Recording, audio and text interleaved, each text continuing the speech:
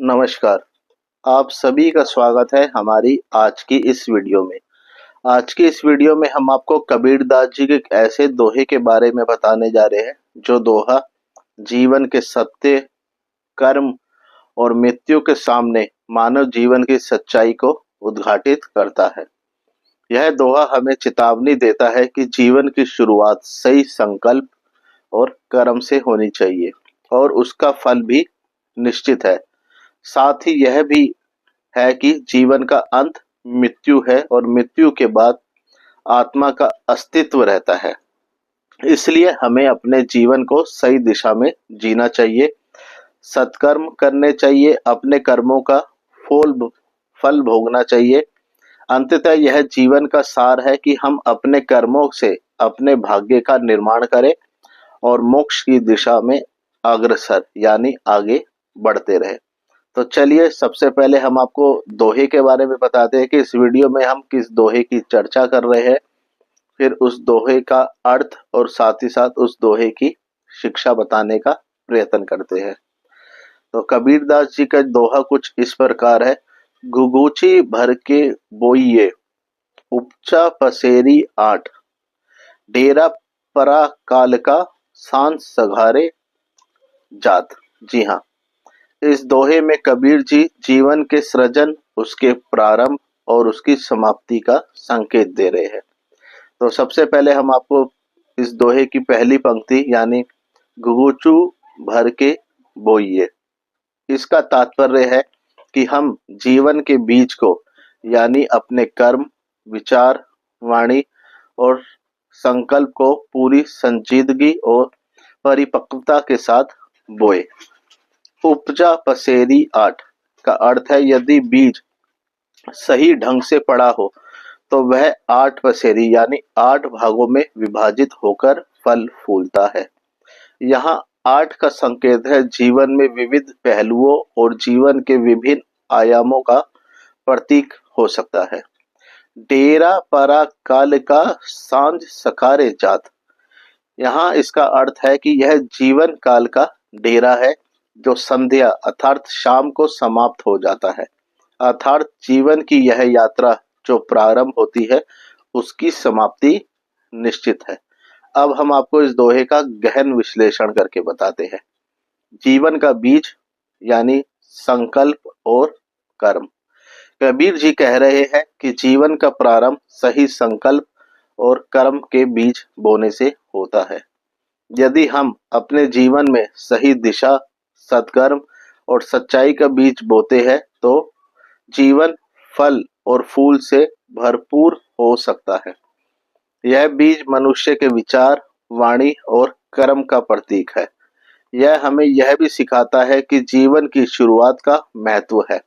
जैसे बीज का चुनाव और उसकी सही बुआई फसल को समृद्ध बनाती है, वैसे ही हमारे संकल्प और कर्म हमारे जीवन की गुणवत्ता तय करते हैं।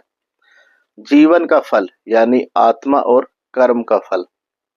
उपचा पसेरी आठ का अर्थ है कि यदि बीज सही तरीके से बोया गया हो तो वह आठ भागों में विभाजित होकर फलता फूलता है। यहाँ आठ का संकेत है जीवन के विभिन्न आयाम या जीवन के आठ प्रकार के कर्म या फल हो सकते हैं। यह दर्शाता है कि कर्म का फल भी निश्चित है। जीवन में जो कर्म किया जाता है उसका परिणाम अवश्य प्राप्त होता है।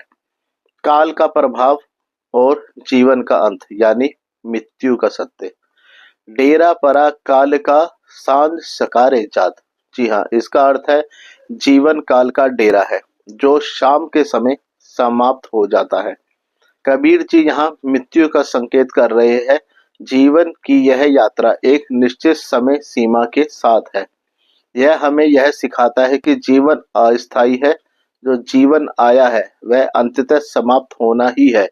इसलिए हमें अपने कर्म और जीवन को सही दिशा में लगाना चाहिए।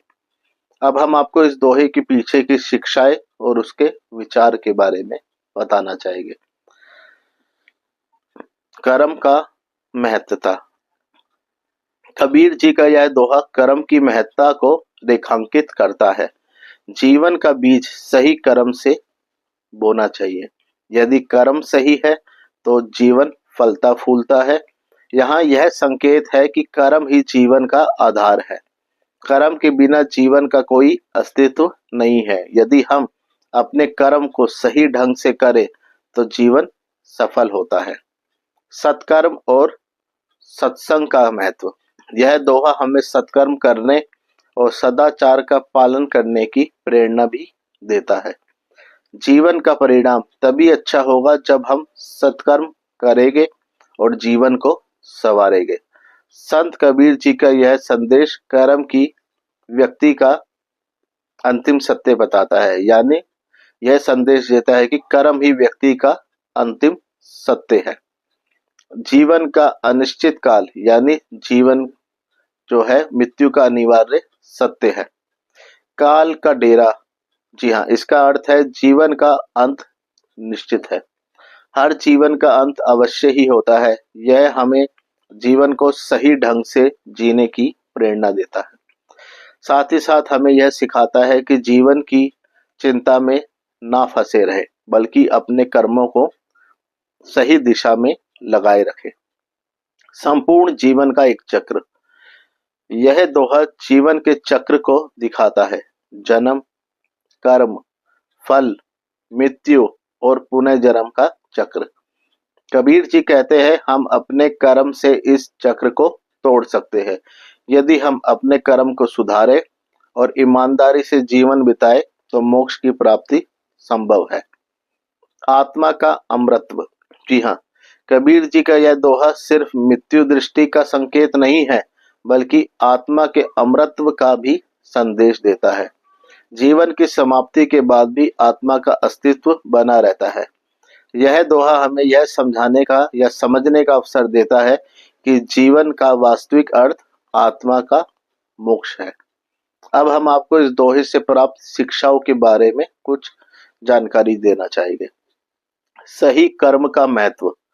जीवन के बीज सही और सद्कर्म से बोए। जीवन का अस्थायित्व। जी हाँ, जीवन का डेरा निश्चित रूप से समाप्त हो जाएगा। समय का सदुपयोग। समय का सदुपयोग करें क्योंकि यह जीवन का अंत तय कर देता है। कर्म फल का अनिवार्य नियम। कर्म का फल अवश्य मिलता है। आत्मा का अविनाशी स्वरूप। जीवन का सही उद्देश्य आत्मा का शुद्धिकरण और मोक्ष है। सत्य और सदाचार का पालन। जी हाँ, सत्य और सदाचार का पालन जीवन को सार्थक बनाता है। मृत्यु का स्वाभाविक सत्य। मृत्यु का भय नहीं, बल्कि इसे स्वाभाविक प्रक्रिया माने। जीवन का सही मूल्यांकन। जीवन का सही मूल्यांकन करें और सही दिशा में कर्म करते रहे। तो इसी के साथ हमारी आज की जो वीडियो है यहीं समाप्त होती है।